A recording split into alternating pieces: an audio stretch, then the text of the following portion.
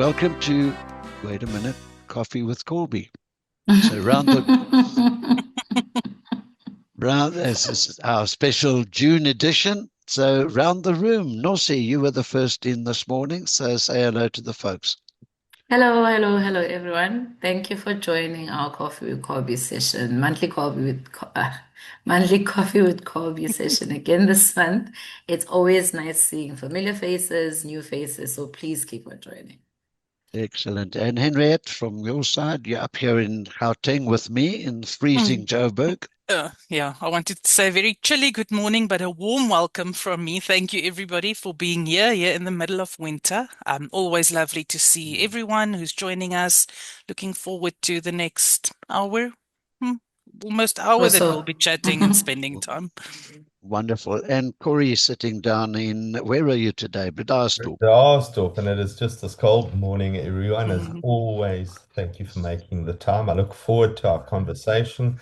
I think we got lots to chat around. I'll certainly talk about a new analysts paper out from Contact Babel. They're sort of the ones that everyone follows in the UK and the US, and some of their insights around speech analytics, and we can open up the floor. But Rod, back to you.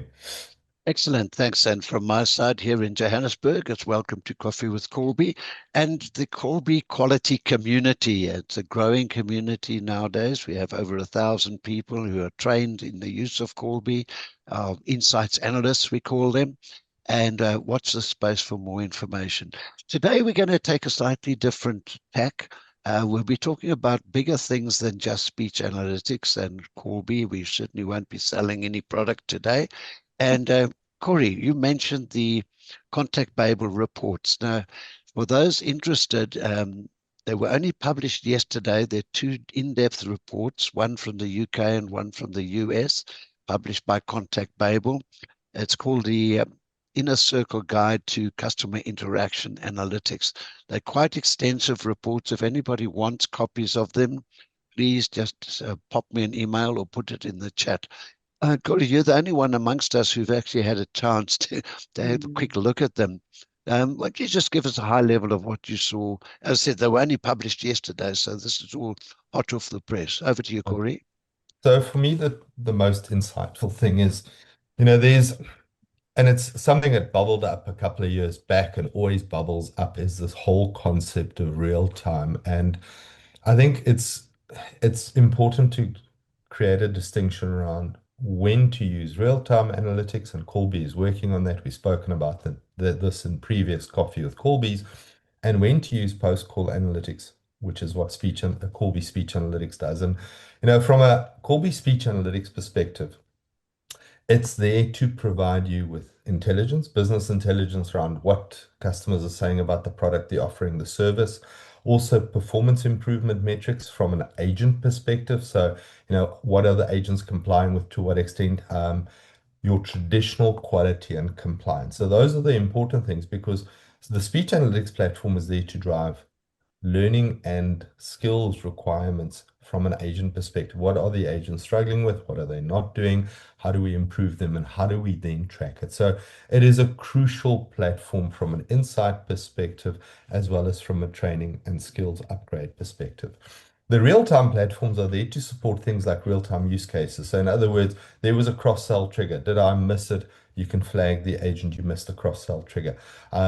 Did the agent cover all of his compliance phrases? So it's more in-call guidance rather than training. You can't train in-call. You're going to absolutely decimate the agent's attention span by going, you should have said it in this way. You can say it that way, and it's going to become too messy and too busy. But that to me is validation in terms of the message we've been saying over the last 7 years with Callbi, is that post-call component is so crucial to get those insights and then be able to action those insights. In other words, both from a training and effectiveness perspective on the skills side, but also the insights that you're gaining from what the customers are saying from the conversation. Rod, back to you. Excellent. Just reminded me of... Go for it, Nosi. Corey just reminded me about something that used to, I don't know if it still happens now, but something that used to be happening in call centers a long time ago, that when a team leader or supervisor is listening to your call and they can hear you struggling, they would jump in or somehow in your ear, and they'll start coaching you and on what to say and how to say it. And that used to distract agents so much. So I think with the agent assist type of tools, that can help agents to, know what to say, look out for those triggers. But I almost think the real time can be split into, there's a real time which will assist the agent on call, and then there's almost real time. I don't know if I'm making sense, but it's after the call is Near done, real and then you time. can get near real time, where a supervisor or an immediate team leader can get some understanding or insight on how that call happened, and then there's post call analytics. So yeah, but I anyway, wanna, I wanna jump in here. So Yeah, please. I was going it to feels ask you to to me, come in here, and Henriette, and and I because fully, I fully agree. And it feels to me like the whole call center world is moving towards no human coaching and sitting with my agent, and I need to develop them. And I really, it irks me, because for me, the most important discussion is that discussion that the leader has with his person and his agent, and develops that agent. And with real time, yes, it guides the agent on call, guides. It does not train the agent, it does not upskill the agent, and it's not there to help the agent uncover their own blind spots and what they need to work on. So I agree, real time for me, yes, there is a place for it. If you want to monitor the compliance, was it said, was it not? But if you think about it, real time, a lot of people think real time, if I've got an irate client, real time, now I can do something. There's still someone who needs to do something about it. And leaders are busy. People are busy on the floor. You're not going to move away from the fact that we still need human interaction, coaching, the right discussions happening. And that's where post-call analytics is so valuable. You've got the time to do it. It uncovers what you need. You can sit with the agent.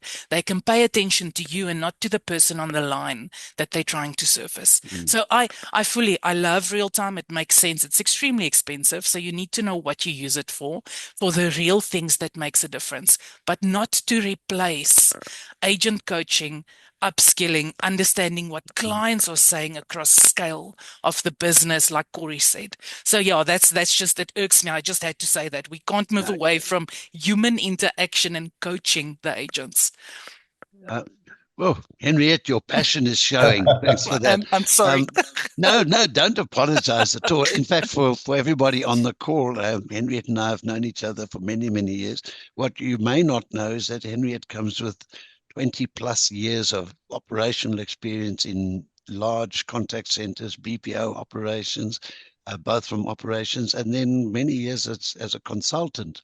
And now, of course, as part of the customer success team with Callbi. So that's the root cause of that passion. Thanks for that, Henriette. Really appreciate it. Corey, your perspectives again on, I know it's a contentious issue, but AI stroke what's happening in the call center world, impact on jobs.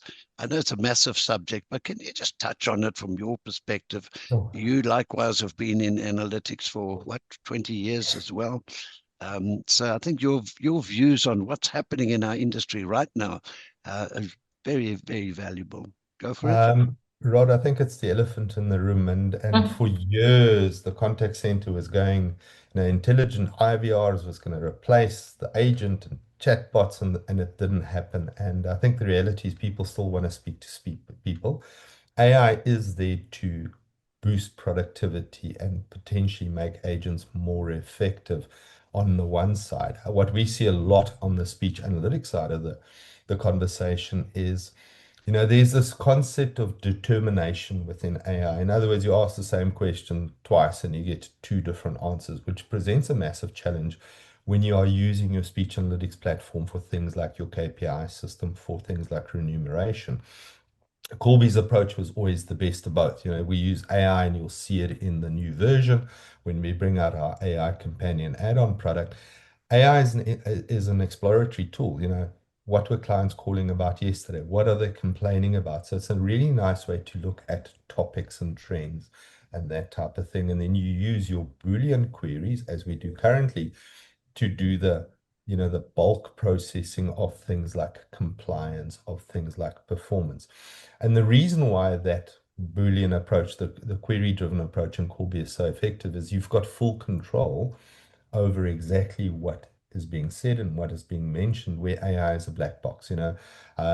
We all not using client data to train models because it creates a security risk. So you have these generic models that are running against your data, and the answers are generic. So it might not be specific to you, where a client would say something specific and that has a very specific connotation in your environment, where the AI might brush over it. So that's always the fear of AI is, these tools where, just plug it in and it's going to tell you everything about your contact center.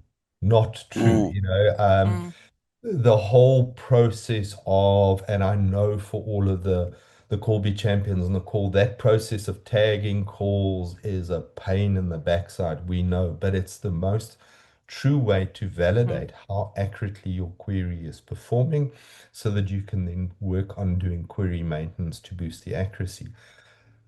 In true AI form, you would still need to do that, because if you trust the answer and AI is hallucinating, you're making a whole lot of assumptions and decisions based on something that's not true.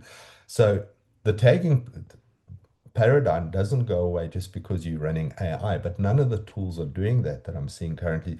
Now, ask the question, it gives you a topic, and you go, how did I validate it? Did I go and listen to some of the calls to validate it? So, the caveat that we all read about is don't trust the answer, validate it for yourself, because it might not be true, is even more specific when you are making important business decisions based on what is happening on the floor, and trusting it to AI without validating the AI output. Rod, back to you. Excellent. Thank you. Sorry, Rod. I just No, also want to jump in and share I personal love I experience, love it 'cause when you start jumping in like that. So, we obviously doing a lot of also testing and AI, and specifically looking at the moment, what can you run on AI? What makes sense to ask using AI? What makes more sense to build a text query as we know it? And using AI, and as Corey rightfully said, it's we still need to apply critical thinking. You can't say because it's AI the answer is correct. So we're working through a process now where we still go through the validation. You take 50 calls and you check, and now you compare, does it make sense or not? The most difficult thing at this stage, and almost most frustrating thing, is if the AI is not aligned with what you would have wanted as an output, you have so little control over changing that answer, because now you need to go back and say, okay, but hang on, how did I write my prompt? What do I need to change? And you play around there, but in doing so, you change other results whenever you run it again. Where with a text query, you've got direct control. You see it. You see what's causing the false flag. You change what you need to. Immediately you change your results. So that's 100%, and I so fully agree with Corey. AI is there to answer the things that you struggle to answer using at mass bulk Boolean text queries. There's good use cases for AI, but it's not going to replace, as we use it in Callbi, your text-based searches that gives you volume and control over that. I just think, go for it, I just think we, I just think people need to understand a little bit more of what AI can do, instead of just thinking they're just going to plug it and then this machine is just going to come out and tell you everything about your environment and your business and what you need to change. It's not going to work like that. We just need to understand as businesses, okay, so if we take AI, what do we want to do with it? If we want to use it to, I don't know, monitor compliance, whatever, is that possible? What are the next steps that we'll need to do to validate that information? Do we actually want to use it for compliance, or do we want to use it for additional insights? It's not just going to be, I want to take this thing and then it's going to tell me everything. There still needs to be that human intervention, that human, that's gonna go in there and validate until you are comfortable that the results that are coming out of it is results that you can use. Yes, it's never gonna be 100%, but we need to get to a point where we are comfortable as businesses that this is information that we can use. But I don't think for now we are at a position, and this is just not us, anybody who's thinking of using AI. I don't think we're at a position where we can trust it completely, where we can say it's going to give us 95% of, it's just, there's still going to be learnings that are coming out of it. We're not just there yet. Yeah. I'm glad you raised it that way, because what I've been seeing, and particularly over the last few years, I mean, we've all been working together with Callbi for 6 years now, is that we're seeing more and more of the need for the human assessment of whatever is coming out of the reporting.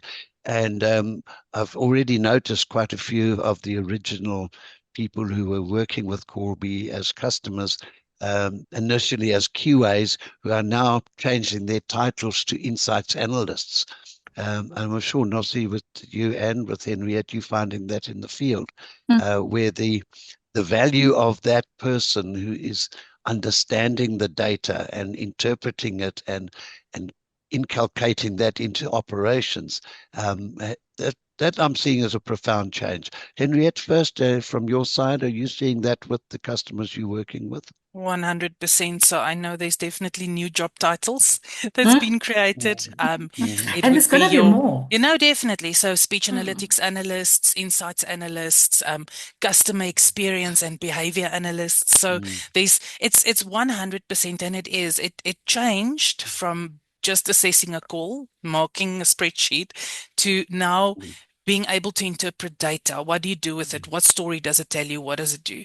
So no, definitely seeing the shift, and proud of the shift, because that's again where the human value comes in, is being able to take that but interpret it within context of what your organization is and what you need to get out. In fact, And there's a still little... gonna Okay, you go for it, Nossi, and I'll add my little anecdote as well.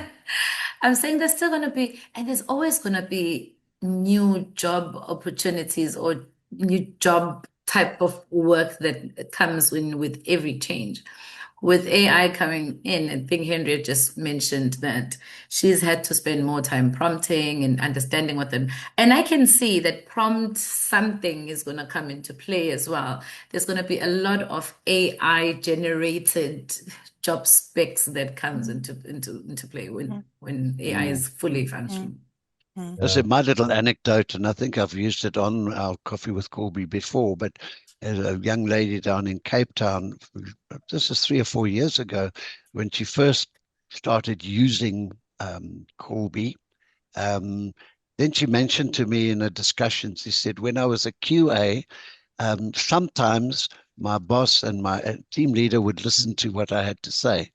Nowadays, using Callbi and interpreting speech analytics, the boardroom listens to what I have to say. And I always get cold, goosebumps when I hear that story there. You know what used to, now I'm talking about old stuff. You know what used to make me mad? We had like, and although that sample was very small, but shame, human QA people take a long time to listen to 30-minute calls, do these assessments. And then when you present findings, they're like, but the sample is so small. Yeah. And now you've got the reason that the boardroom is now listening to you is because now you're looking at a larger sample. You're covering a whole Very lot good more point. than just, that 5% that you used to do before. But not taking away with the fact that listening to that 30, 45-minute call is a pain. And the information that came out of it, yes, it was a small sample, but it's something that, somebody took time to listen. And a 30-minute call, you can take 45 minutes listening to it because you're going back, you're filling information. It's very manual. But now that it's quicker and you are covering a lot more space, a lot more calls than just a human. But anyway, just to wrap me up the wrong way. No, well, I'm glad you shared that with us. I'm just going to take a brief pause in proceedings here. I'm going to ask, we have a very special guest coming in today. We have a new member of the Callbi team, Joanne Neetling. Joanne, are you there?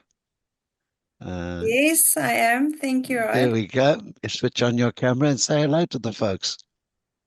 I am having a bit of technical difficulties at the Okay. moment, so I'll keep myself off camera for a moment. Never mind. Okay, So no problem. Joanne joined us this week as part of the Callbi team and will be helping us with business development. So welcome aboard, Joanne. Is there anything you want to say to the folks out there?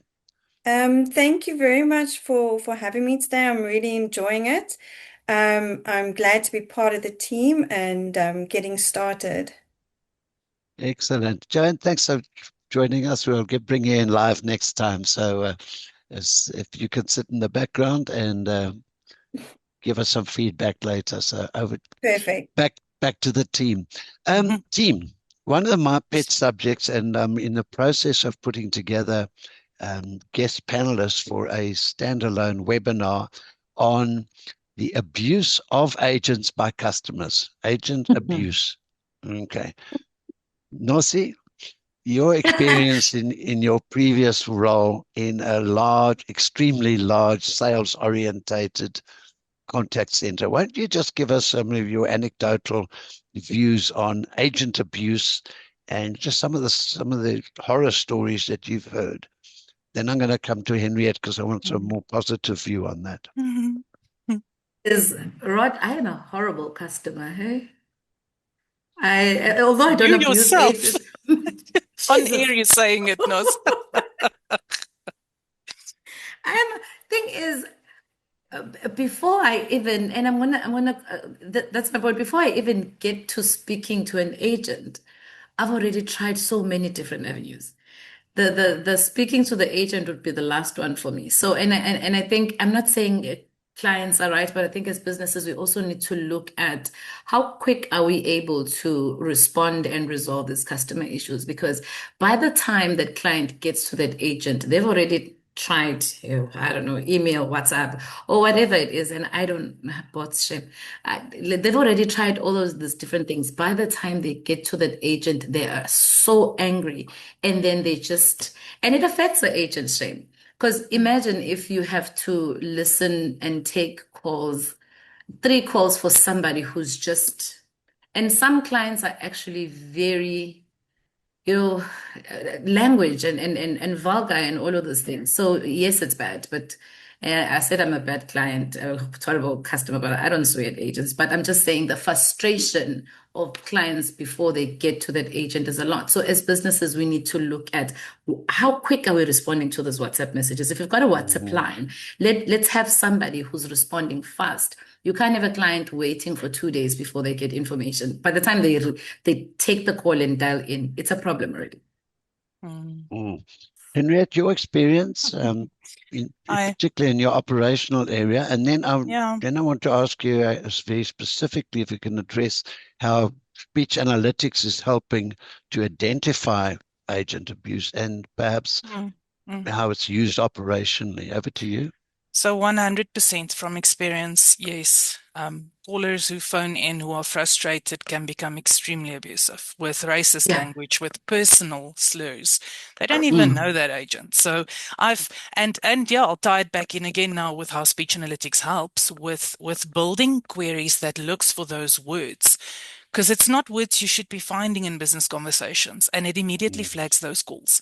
But I've even through some of our calls and clients we're supporting now, I've heard terrible calls where, and I'm not young anymore, right? I'm not a spring chicken, and I've learned how to deal with conflict and how to deal and how not to personalize certain things. But for me, more so, what's important is, how do we equip the agents to be able to deal with those? What do we do? And that's again where speech analytics comes in, to identify these calls, because that's not something you just leave. That's a conversation you need to have with the agent first to say, I see you've had a really bad call last week, or 3 bad calls, and let's chat about it. The next time it happens, how do you depersonalize that conversation? How do you de-escalate it?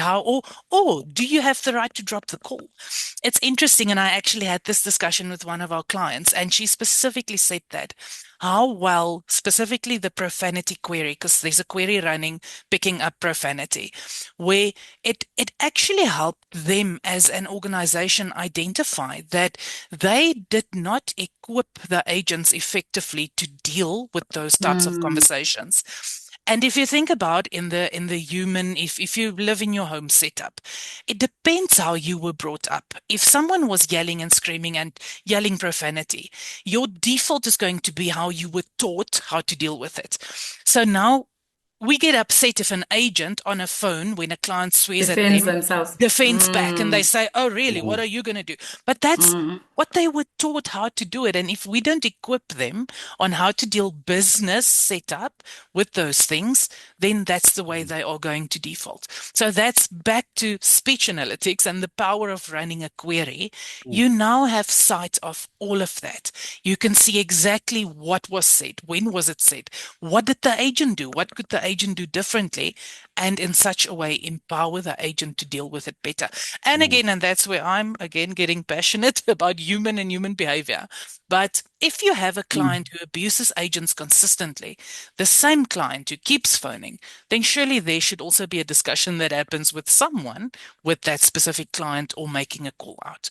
So it's understanding who, where, and how to deal with it, specifically for agent abuse as well. Thanks for that. That's where. Oh, sorry. No, go for it, Nosi. No, Then I'm just going to ask Corey, because Corey's got a real case study of how speech analytics assisted with a really abusive racial slur incident. Yeah, I remember that. But My let's red Ferrari. okay, I'm going to come. let Corey go first, because it's mine was just one-liner, so Corey can go ahead. Okay, Corey, go with your case study, with your real life case study. Before we get into the case study, I want to pick up on something that Henriette had said is, it cuts two ways. So the one is to identify the calls where there's abuse, be it racial slur, be it profanity. So there's two aspects to that. So firstly, I have a very easy way using Callbi to identify the calls that have, but the HR, the human intelligence portion now comes into play to understand what is the driver behind this. So it might be you pick up a trend that these customers are upset about a specific service, which then you can proactively address that service. Let's say you bought an iPhone and the thing is rubbish and now everyone's complaining about it, but they're getting so upset about it. Or identifying repeat calls. I've followed several times, so you can then proactively reach out. So in one aspect, it's to coach the agent. In the other aspect, it's to address the client directly and go, we've seen you phone now 3 times about this issue.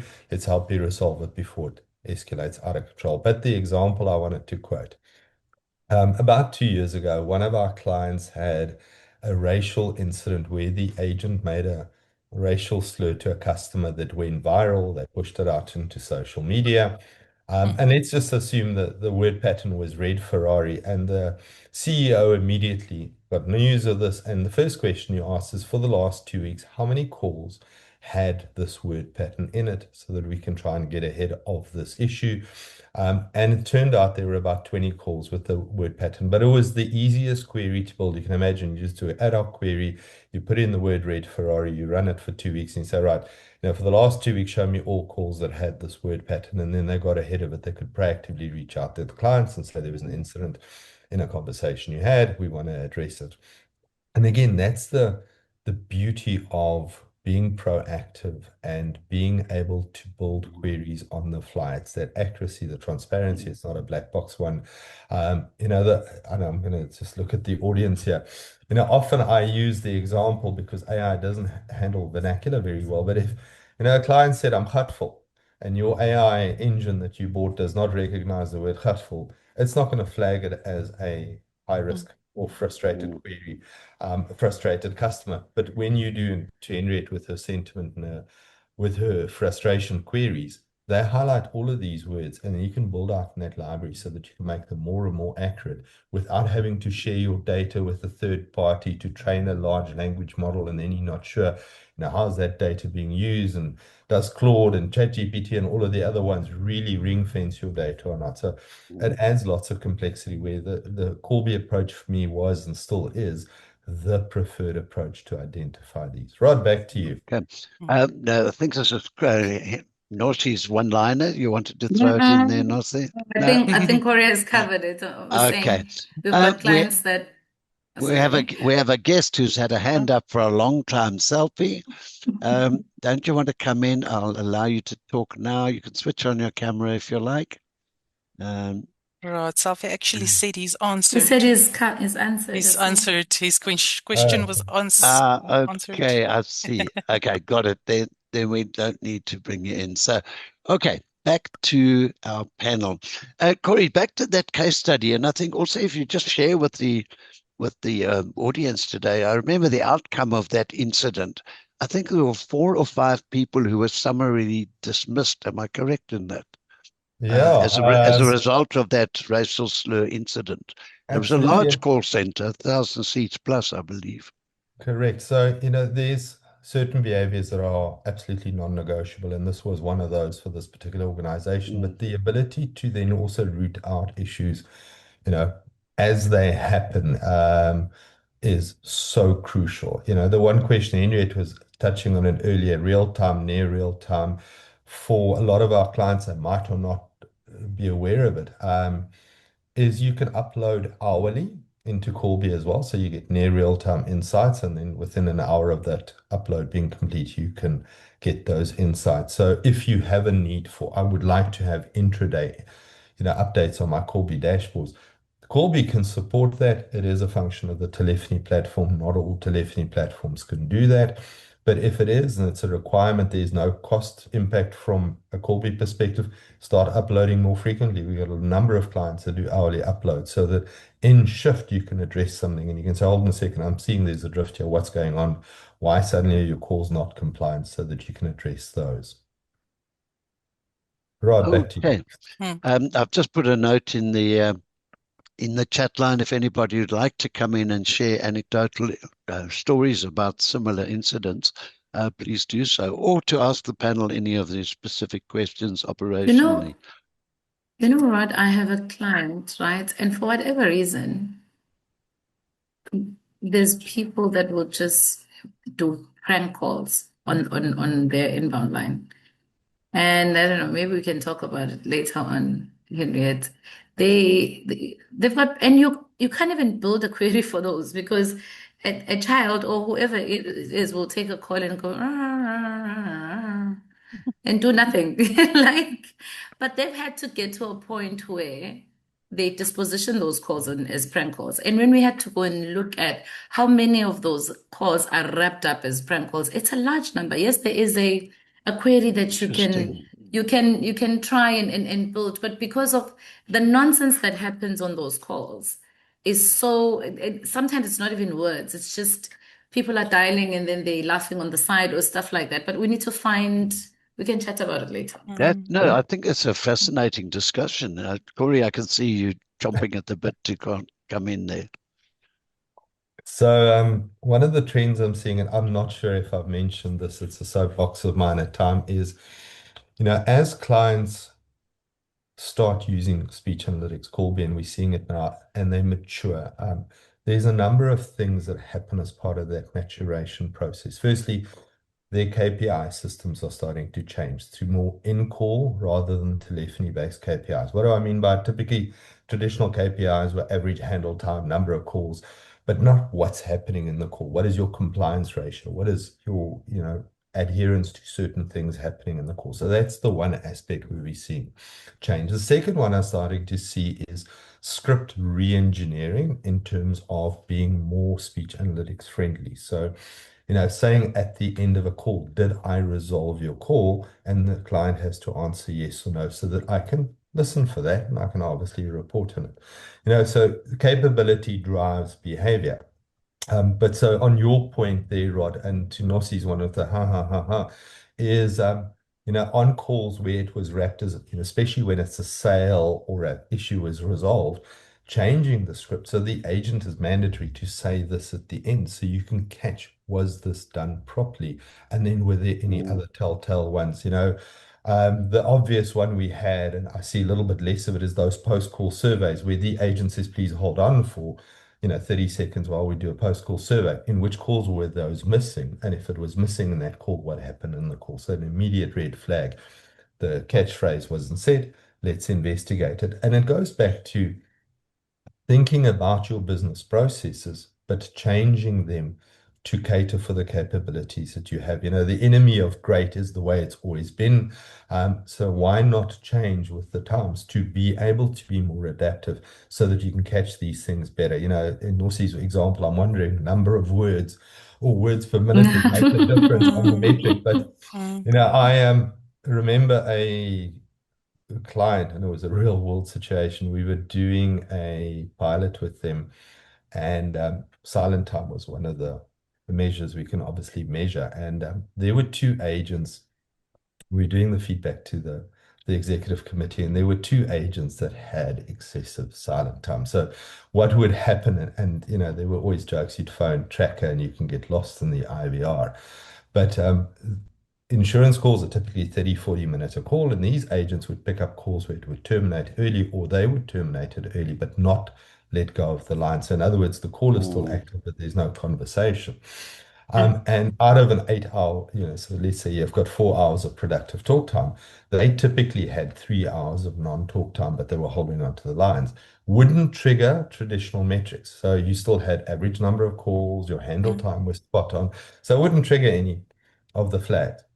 But in this particular meeting, these things happened, and I could literally see the CEO pick up his phone, send a message, and next thing you see two guys being marched out of the building, which were the two guys who were popped out in the pilot. But yeah, those little things, don't forget about it. You know, we do all these big things, we build queries, but out of the box, silent time. Now I hammer it home, and we've seen it with a client recently as well. It is your handle time killer. If you reduce silent time, you reduce your handle times. You reduce your handle times, you increase your call volumes. It just has such a big spin-on effect. Rod, back to you. Excellent. Good inputs there. Thanks so much. Henriette, one of the big areas that we have with Callbi, we have a large number of collections businesses out there. And I'm quite sure that in your working with those clients and nurturing their use of Callbi, you've seen that shift away from how agents are measured from traditional tick sheets to the metrics in the collections business. Why don't you just talk about that and just pick up on where Corey was on that, on how the KPIs have changed and how performance can be measured more accurately. Yeah, Over to you. Rod, I agree. So traditionally, I would say in the beginning, especially with when we started in collections clients signing on, the focus was more on the output in terms of the number. So you have so many RPCs, you have so many PTPs, and you know, that's what it is, so many calls, and that's your handle time. Where now, because you have access to understand what drives those metrics, is it a real PTP? Is it maybe the agent wrapping it as a PTP, but it's a voicemail? Was it an actual RPC? Are we even looking at the right numbers to start with? So that's where that process has now, or the focus of the metrics has changed from a pure number to the actual operating procedure or the behavior that drives the number. For example, is I'm not measuring you on your number of PTPs, but I'm tracking your PTPs that isn't a real PTP, where you had a voicemail discussion or a 60-word conversation and that happened, or where you are dispositioning calls incorrectly, because that drives what happens to the rest of that collection cycle. So 100%, but also then, if it is a PTP, did you have the right discussion? It's not just about saying, I've got a promise to pay. It's the behaviors and the discussions that drives a successful collection. For example, and a big focus collections obviously now is pushing for a debit order. Did you go through the debit check? Did you do whatever and those processes are? Where previously it was just, it's numbers. It's a PTP, it's a RPC. Well done, you know, you tick the sheet. Now it's more with the holistic nature of everything the agent does that drives the outcome that gets measured. Yeah. Okay. Whilst we're on the collections business, Nosi, you're also working with collections clients. But without giving any names, have you seen a dramatic improvement or just an improvement in the bottom line for a collections business is collecting money? Have you seen statistically how a collections business can go from X percentage to Y percentage using analytics, and what aspect of analytics is driving that? You know, that larger coverage helps because we know that in a collections environment, the first thing is you want to go for debit orders. So for the one client, they realized that they were not getting as many debit orders. So all they wanted to see is debit order even mentioned in a call? And that alone made such a huge change because the fact that an agent will offer a debit order when they were not doing it before, it means that you are getting more uptakes on debit orders. So after now the agents are mentioning debit orders. So the second one is, are they giving the process? So using that, and you can come back to agents and say, you're not mentioning debit order, you're not giving the process. That's why you're not getting debit orders. And that's why we're not collecting. So it's just little things that you can use analytics for to just monitor if it's being done correctly, and that will ultimately result in more collections and more revenue being generated. And you're seeing that with clients, Yes, collections definitely, businesses. Yeah. definitely. Because I think what we normally say is we understand that the first thing a client would want to do is automate quality. And then after that has been done, then you'd sit back and you say, okay, so what are your pain points? What do you want to achieve first? Tell me about your problems. Let's see how we can use this tool to assist you, get around or resolve those. And then they would go in and say, we're not collecting much. Obviously, we want to increase revenue. How do you want to do that? We want to get more debit orders. And then you start doing a plan and what queries, Excuse what me. dashboards, Sure. sorry, what interventions and what needs to be done from their end. Yes, the speech analytics can give you information, but what do you actually do with that? How do you take that information and you send it back to agents? What's the frequency? And then you start, tracking to see if there's an So improvement. it's using the analytics to change processes, procedures, agent Percent. behaviors, driving Rod, through tactical and strategic outcomes. yeah. Henriette? No, I also just wanted to say sometimes it's not as clear cut as just, ooh, look, our numbers have gone up. Because we know call center is complex, right? There's a lot of things that happens. But a lot of times it's also just about giving you access to the true picture. And I want to use an example of collections where a lot of times people don't know how to answer a question. The boardroom asks, why do you have so little PTP to RPC? What is happening? Why are you not converting your RPCs? And everybody goes and they try and listen to calls and they try and find the answer and they just don't have the answer. They don't know. But now you take speech analytics, you start doing analysis, you start listening. And with that, you realize, but we are actually reporting on an incorrect RPC number to start with. Our RPCs aren't real RPCs to start with. They never did any authentication. They never spoke to someone. Someone said, hey, there's not even a conversation happening, but it's wrapped as a RPC. So it's not always about moving the needle immediately, because that happens obviously over time. But it's also about being able to answer the question because I'm working with the right number and driving that behavior. And we've seen that, and I've got more than one client where that is the example. RPCs went from a potential or a reported 60% RPC rate down to a 40% in actual fact, because the rest was never an RPC to start with.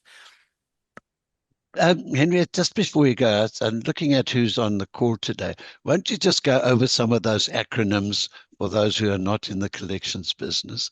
The RPC and the PT. Oh, yeah, sorry. You see, we always assume okay, sorry. RPC, right party contact. So that is any call where you spoke to the person you intended to phone. That's a RPC. So from a speech analytics perspective, a number of things you can check for. Obviously, conversation duration. You can't be certain of a RPC if it's a 10-second conversation to start there. If you want to be really strict on it, a RPC is actually once you authenticate the person by asking either name, surname, debit order, ID number, something like that. So there's different things you can check using a query speech analytics to validate if it was an actual right party contact call. So that's a RPC. PTP obviously is a in collection space a promise to pay call. So that's a call where the agent obtained commitment from the person, the debtor or the client, that they will make payment. Again, there's a number of things you can check on those calls. Was there a conversation? Was there a voicemail? did they even speak to anyone? Was there actual commitment? Because you can build And queries what's where the quality of it? you Excellent. so And yeah. that brings us to an Rod, interesting point. Okay, Corey, you go, and then I want to before, ask Nossi about something. before we move on, we make obviously collections is a sweet spot, and we have a number of collection clients, but the same is true for Yes. any outbound sales. Was it wrapped as a Yes. sale, incorrectly wrapped as a sale? Are they mentioning benefits of the service? Are they offering the service? So we always just focus on collections, but collections to me is just the other side of the sales coin. They are all looking to drive an outcome and get a Yeah. commitment from the client, be it a commitment to pay a debt or be it get a commitment to purchase a product. So all of these are exactly the same. Sales call wrapped as a sales call. Was it a sales call? Or they wrapped it as, an inquiry or, a wrong lead. Was that relevant? Because all of that feeds back into how do we optimize the business processes, the agent behavior, so that we can drive the most, favorable outcome from the call. But more importantly, get consistent behavior from all of the agents. That consistency for me is key, is do the right thing consistently in the call. The results will follow in time, but without consistency, it's sort of a shotgun approach. We've done lots of AI-based projects looking at what are agents saying better than another agent, and is there a magic way of closing a deal or doing a collection that one agent's more successful than the other? And the answer is no. The answer is consistently following the best practice approach, offering the strongest, in collections, the strongest possible payment method, which is a debit order. In sales, offering the product with benefit statements and then driving the close from there. Rod, back to you. Okay, thanks for that. I know we've touched on sales, we've touched on collections. Henriette, you've had a lot of experience back in the day in the BPO space. Now, are you finding now in the current climate that BPOs are starting to use analytics? Yes. Yes. Long time. Definitely, Rod. And I've always said it as a BPO, is you cannot not use analytics. You need to use whatever you can to distinguish your offering from the next BPO, because otherwise they will just offer and do a better service. So 100% yes, we are seeing it. BPOs are onboarding. There's different ways in which they're on board. For me, it would make sense for a BPO to have a centralized team who runs this as a speech analytics, and they offer that on the different contracts that they do. But no, 100%. And I've actually seen where clients who outsource are starting to demand that there is a form. Sometimes they say the product, sometimes they don't, but they demand that there is a form of either speech analytics, 100% QA, automated AI, something that they're starting to build in as prerequisite for the contracts when they sign. BPO contracts. Yes. Okay. Something on that as well. What I've seen is a lot of clients also who outsource is they actually going as far as granularly defining the outputs that they're looking to see from these systems that's coming out. So it's definitely an awareness in the industry, and I think because a lot of clients have seen the output, it's now become part and parcel of what they want when they go out to tender or when they go out on RFP. I'm delighted to hear that. Nossi, come in with that.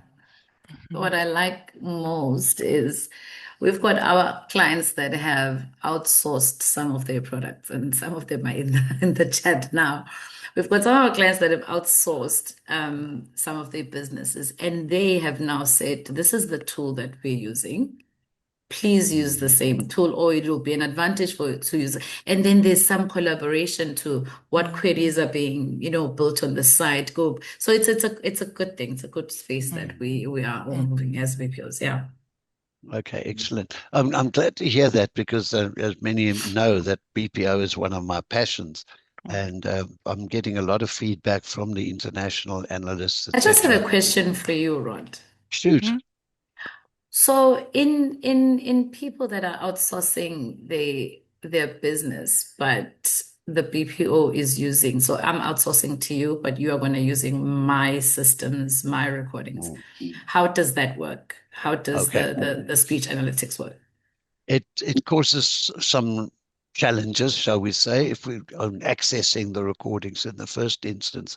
And I'm going to come to Corey on that in a second. But my personal experience in working with international analysts and plugging into what's happening trend-wise, what I'm starting to see is some of the big international outsourcing clients are demanding that their BPOs actually now provide their own platforms and the analytics and become the experimental kitchen for use of AI.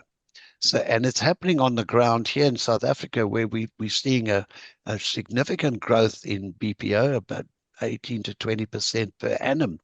But the local BPOs are now having to provide their own technology basis platforms as opposed to using the client's platforms.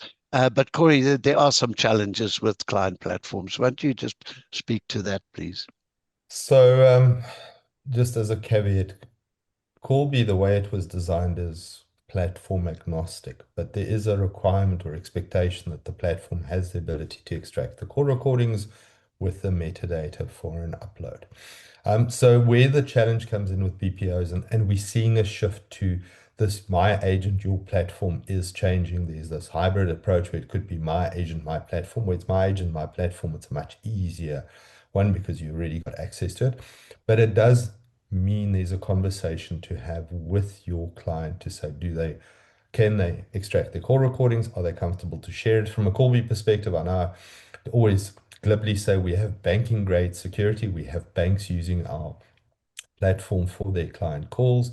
So from a security perspective, we've got world-class security that will satisfy banking. We've already had insurance companies for years, but it is a conversation. That said, we've got a number of BPOs that very successfully run a number of their campaigns.